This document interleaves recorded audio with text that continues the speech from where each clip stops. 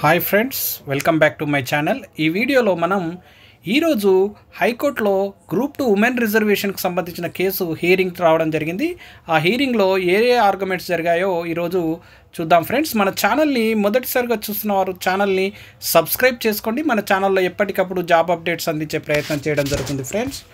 ఇక ఈరోజు చూసే ముందు ఉమెన్ రిజర్వేషన్కి సంబంధించిన కేసు ఈరోజు హైకోర్టులో పుల్ల కార్తిక్ గారి బెంచ్ ముందుకు రావడం జరిగింది ఫ్రెండ్స్. ముందుగా పిటిషనర్స్ అడ్వకేట్ మాట్లాడుతూ, my lord, item number 133 and 134 both are the matters related to the 33% reservation అని ఎక్స్ప్లెనేషన్ ఇచ్చే ప్రయత్నం చేయడం జరిగింది.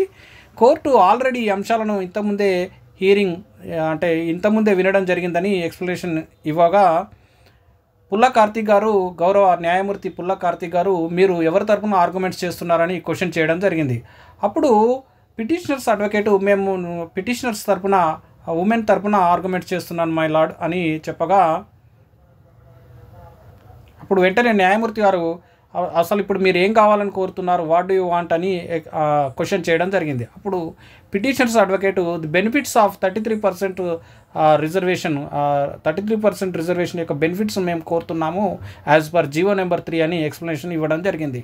అప్పుడు పుల్ల కార్తీక్ గారు, ఇది ఆల్రెడీ జీవోలో ఉంది కదా, దీనిపైన ఆల్రెడీ జీవో ఉంది కదా అంటే, అప్పుడు పిటిషనర్స్ అడ్వకేటు, అది అమలు కాలేదు మై లార్డ్ అని ఎక్స్ప్లెనేషన్ ఇవ్వగా, హూ ఈజ్ ది రెస్పాండెంట్స్ అని క్వశ్చన్ చేయడం జరిగింది. అప్పుడు కమిషన్ న్యాయవాది, పబ్లిక్ సర్వీస్ కమిషన్ తరఫున అటెండ్ అయినటువంటి న్యాయవాది, మై లార్డ్, మేము ఐటమ్ నెంబర్ 135కి కౌంటర్ ఫైల్ చేయడం జరిగింది.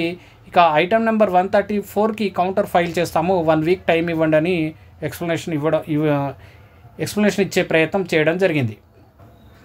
ఐటమ్ నెంబర్ 135కి కౌంటర్ ఫైల్ చేశారు కదా, దానికి సంబంధించిన ఆ కౌంటర్లో రిలవెంట్ పేరా ఏదో చెప్పండి అని న్యాయమూర్తి గారు కోరగా, ఇక మళ్ళీ నెక్స్ట్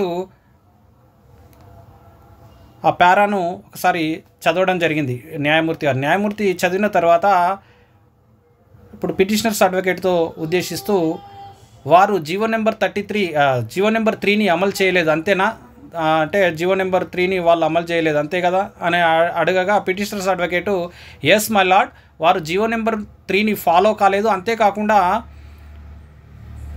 కోర్టుకి కూడా ఆ జీవోను ఫాలో కాలేదని చెప్పడం జరిగిందని ఎక్స్ప్లెనేషన్ ఇవ్వడం జరిగింది. అప్పుడు న్యాయమూర్తి గారు, డోంట్ వరీ, దీనిపైన ఆల్రెడీ ఇంటీరియం ఆర్డర్ ఉంది కాబట్టి అపాయింట్మెంట్స్ అనేవి సబ్జెక్ట్ టు అవుట్కమ్ ఉంటుంది, డోంట్ వరీ అని.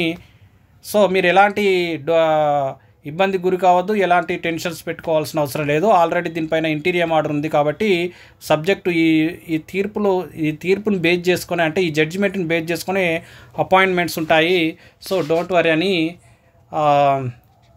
పేర్కొని, ఇక పబ్లిక్ సర్వీస్ కమిషన్ని కౌంటర్ ఫైల్ చేయమని ఆదేశిస్తున్నాము, పోస్టింగ్ ఆఫ్టర్ 4 వీక్స్ అని ఫైల్స్ తీసి పక్కకు పెట్టడం జరిగింది. అప్పుడు పిటిషనర్స్ అడ్వకేటు, ఈ పిటిషన్ పైన బేస్ చేసుకొని 777 పైగా అపాయింట్మెంట్స్ ఆధారపడి ఉన్నాయి, ఈ పిటిషన్ల వల్ల ఆగిపోయాయి, దయచేసి ఒకసారి చూడండి అని కోరగా, పుల్ల కార్తిక్ గారు, జడ్జి గారు అయినటువంటి పుల్ల కార్తిక్ గారు, 2 వీక్స్ టైం ఇవ్వండి మై లార్డ్, కనీసం